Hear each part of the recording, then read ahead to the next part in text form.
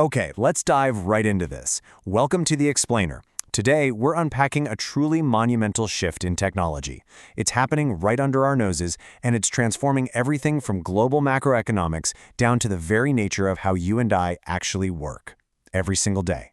So, I want to start off by asking a slightly provocative question. With all the endless hype around text and image generators over the last couple of years, is the first wave of generative AI kind of already obsolete? And if it is, what exactly comes next? Well, we're about to explore a massive technological leap that answers that exact question. Just to establish the sheer scale of what we're dealing with here, take a look at this number, $7 trillion. That's a 7 with 12 zeros. According to projections from Goldman Sachs, the AI breakthroughs we're exploring today have the potential to bring about sweeping changes to the global economy, literally driving the 7% boost to global GDP. The macroeconomic stakes here are absolutely astronomical. Section 1. The Paradigm Shift, Generative versus Agentic AI. To really understand this transition, let's look at some fascinating insights from a recent PwC report. On the left side, we have the generative AI we all know, right? This is the first wave. It creates text, media, or code, but it's passive. It just sits there and waits for you to give it a prompt. But on the right, we have what comes next, which is Agentic AI. This picks up exactly where Gen AI leaves off. It can plan, it acts with minimal prompting, and it runs continuous processes completely autonomously with very limited supervision. We're essentially moving from a passive assistant to an active doer. It's a real game changer. Section 2. Agents in the Wild. Enterprise Use Cases. Now, this isn't just theory anymore. Tracking over 1,300 real-world enterprise deployments, Google Cloud found 5 major trends. First, we're seeing a shift from passive assistants to autonomous agentic teams that orchestrate entire workflows. Second, generative media is acting as a low-cost content factory. Third, multimodal AI is literally digitizing the physical world. Think about analyzing live factory floor video for safety. And cybersecurity? It's moving to auto-remediation.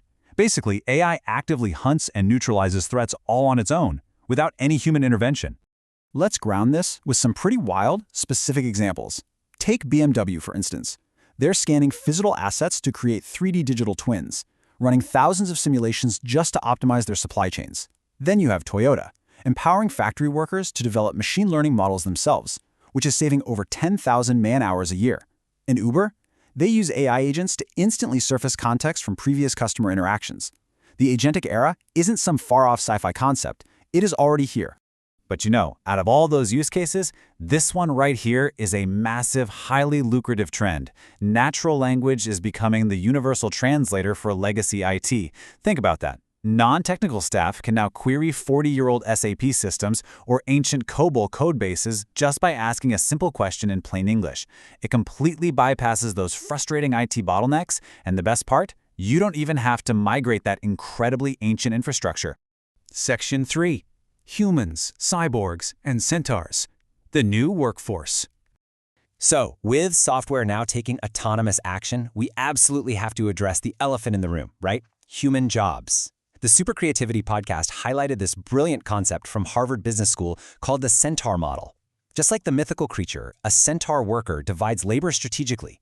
You delegate specific subtasks, things like data analysis or drafting documents, to the AI. Meanwhile, you dedicate your own uniquely human energy to intuition, ethics, and complex judgment. It completely reframes that whole man versus machine narrative into a highly empowering, collaborative partnership. Section 4. The Workforce Evolution, Navigating the Shift. Zooming out to the macro level for a second, let's look at this McKinsey chart detailing estimated labor demand change and automation acceleration. Now, what's really interesting here is those dark blue bars stretching out to the right. Generative AI is rapidly accelerating automation across heavily cognitive fields. We're talking STEM, education, professional services. It's really extending into expertise-driven activities that we honestly used to think were uniquely human. And because of these rapidly shifting workflows, McKinsey projects an additional 12 million occupational transitions in the US alone by 2030. 12 million. That is a massive volume of people who are going to need to learn entirely new skills and basically adapt to working side by side with these agentic systems. Taking it to a global scale, Goldman Sachs metrics indicate that these shifts in workflows could expose the equivalent of 300 million full-time jobs to automation. 300 million! It's a truly staggering figure, and it just highlights exactly how sweeping this economic transformation is going to be for all of us. But hey, before any panic sets in, let's contextualize this with a little bit of history. The Goldman Sachs report cites economist David Otter, who points out a really fascinating stat. 60% of today's workers are employed in occupations that literally did not exist in 1940. Over the last 80 years, 85% of employment growth is explained by the technology-driven creation of entirely new positions. So yes, technology absolutely disrupts, there's no doubt about that. But historically, it's also the ultimate creator of fresh new opportunities. Section 5. The macro payout, the productivity J-curve. So why are businesses investing so heavily to navigate all this? Well, it's to solve a critical global economic problem. And this is where McKinsey introduces a concept called the productivity J-curve. Implementing agentic AI isn't some overnight magic trick. It requires complementary investments in talent, building out new ecosystems, and deeply updating your organizational models. Because of that, the initial benefits might look a bit small. That's the dip of the J-shape. But for the businesses that stick with it and stay the course, that curve eventually swings upward exponentially, yielding massive long-term value. And you know, the reason that J-curve potential is so incredibly steep right now is just the sheer volume of work that can be augmented. McKinsey estimates that with the acceleration of generative and agentic AI, the share of U.S. working hours that could be automated by 2030 has jumped from 21.5% all the way up to nearly 30%. And all of that automation translates directly into productivity. For years now, U.S. productivity growth has been stuck at a somewhat lackluster 1.4%. But McKinsey projects that combining AI with automation could actually drive that growth to a staggering 3 to 4% annually. Honestly, this is the key to navigating looming economic headwinds like workforce shortages and inflation. Looking globally, Goldman Sachs brings it all home, projecting that these tools will lift global productivity growth by 1.5 percentage points over a 10-year period. And bringing it full circle, this is exactly where that $7 trillion economic boost we started with comes from.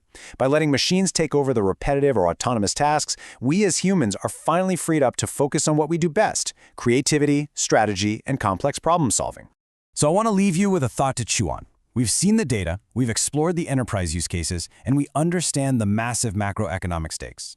As the agentic era rapidly accelerates, how is your specific industry going to adapt? And maybe even more importantly, how will you choose to navigate this shift? Will you step up and lead your field by adopting that Centaur model? The technology is here and it's highly active. Now it is totally up to us to decide how we collaborate with it.